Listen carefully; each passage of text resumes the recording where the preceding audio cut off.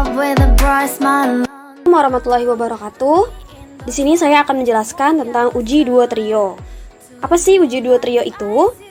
Uji duo trio merupakan salah satu metode dari uji pembedaan keseluruhan. Metode duo trio ini digunakan sebagai uji pembedaan antara sampel untuk mengetahui ada atau tidaknya perbedaan. Sampel yang digunakan terdiri dari satu sampel R atau reference atau bisa disebut sebagai sampel kontrol atau sampel baku, dan dua sampel berkode yang salah satunya sama dengan sampel reference. Pembedaan di dalam uji duo trio tidak terarah dan tidak perlu disertai pernyataan sifat yang satu lebih dari yang lainnya. Namun hanya perlu menyatakan ada atau tidaknya perbedaan antara sampel yang diujikan dengan sampel kontrol yang disediakan.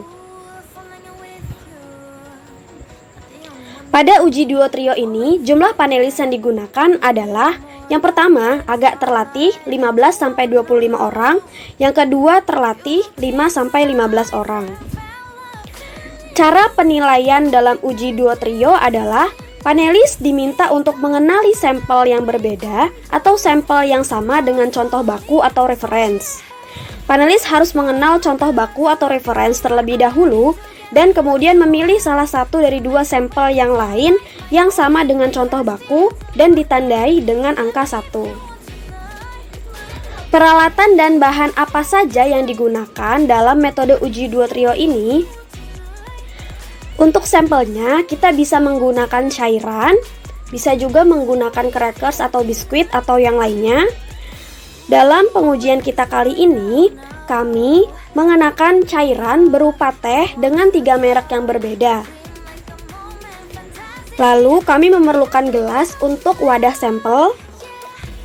Lalu di sini kita menggunakan sticky notes atau bisa juga menggunakan label atau kertas yang digunakan untuk kode pada gelas tersebut. Lalu ada alat tulis, ada tisu, ada air mineral. Air mineral ini berfungsi untuk menetralisir mulut pada saat pengujian. Lalu ada formulir uji duo trio.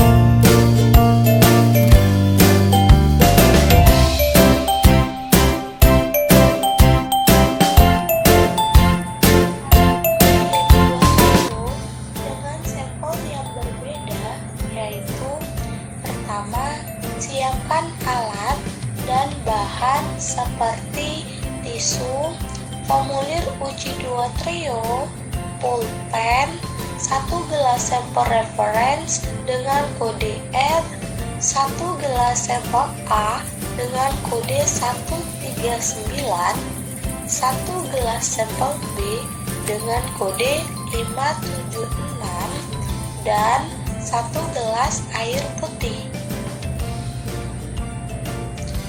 Untuk tahap awal pengujian, panelis meminum air putih dengan berkumur-kumur untuk menetralkan rasa yang tersisa di dalam mulut. Kemudian, panelis mencoba sampel dengan kode R dan mengingat-ingat rasa pada sampel R. Setelah itu, minumlah air putih untuk menetralkan kembali. Kemudian, panelis mencoba dengan sampel kode 139 dan mengingat kembali rasa pada sampel kode 139. Lalu, menetralkan kembali rasa yang ada di dalam mulut dengan menggunakan air putih.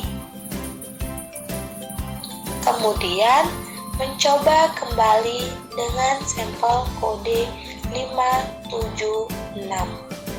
Setelah itu, bilas dengan air putih, kemudian bandingkan rasa sampel 139 dan rasa sampel 576 dengan rasa dari reference. Setelah itu, panelis isi perbedaan sampel keduanya ke dalam formulir yang sudah disediakan.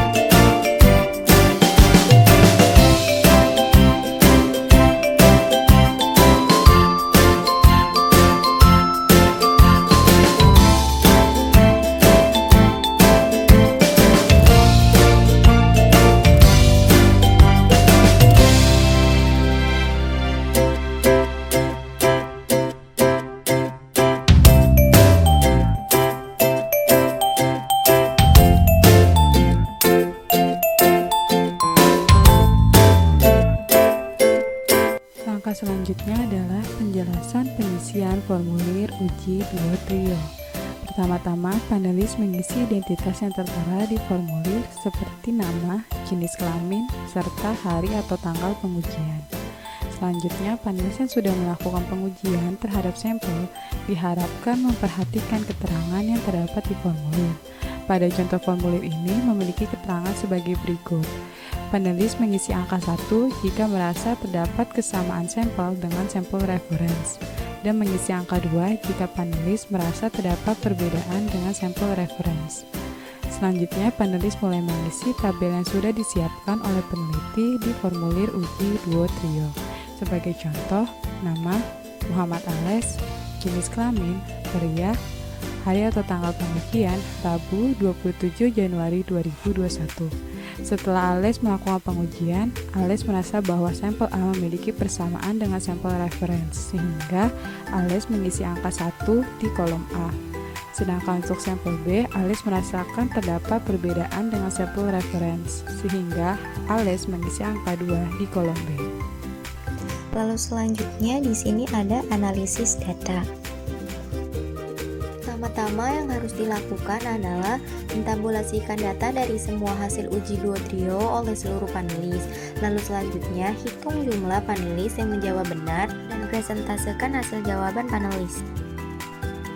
Ini adalah contoh tabulasi data untuk overall dari 5 panelis tadi. Di sini pengujian itu menggunakan tag, yang mana sampel A itu kodenya 139 dan B itu kodenya 576. Lalu kedua sampel itu kita ujikan ke sekitar 5 panelis dengan nilai 1 itu adalah sama dengan reference dan nilai 2 itu berbeda dengan reference.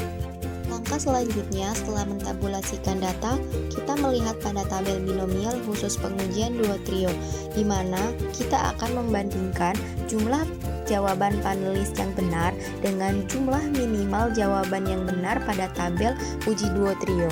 Apabila kita menggunakan panelis terlatih, itu menggunakan alfa 0,01, dan jika menggunakan panelis semi terlatih, itu menggunakan alfa 0,05. Sebagai contoh, misalnya dalam kasus ini terdapat 5 panelis.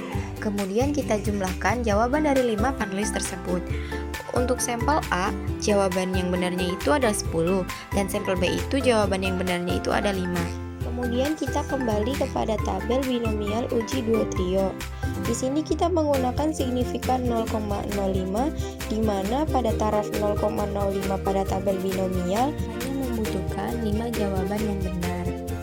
Pada kasus ini, maka jumlah jawaban yang benar itu lebih banyak daripada jumlah jawaban yang dibutuhkan. Oleh sebab itu, sebagian besar panelis dapat membedakan mana yang sama dengan sampel reference dan mana yang berbeda dengan sampel reference, bahwa dapat dikatakan kedua sampel tersebut berbeda signifikan.